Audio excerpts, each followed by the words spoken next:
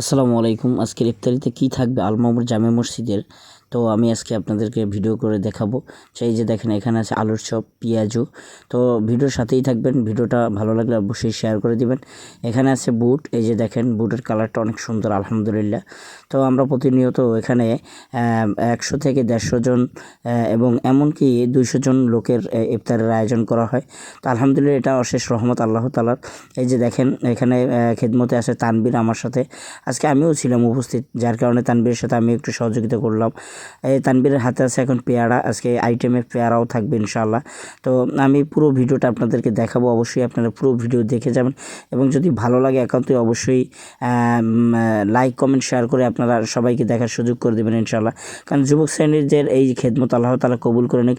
এই যে দেখেন এখন তানবীরের হাতে খেজুর আছে, পেয়ারার সাথে খেজুরও থাকবে ইনশাআল্লাহ। এখানে শাওন উপস্থিত আছে আমাদের সাথে।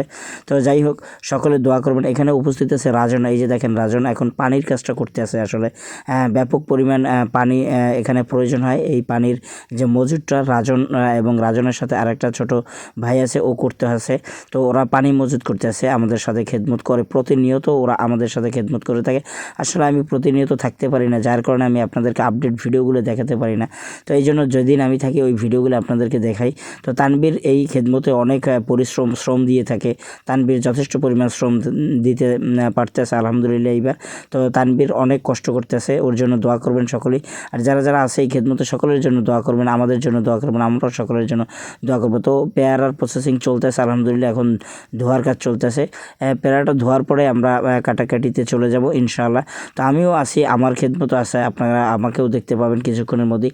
এই যে এখন আমি মূলত শরবতের যে কাজটা এটা করে থাকবো।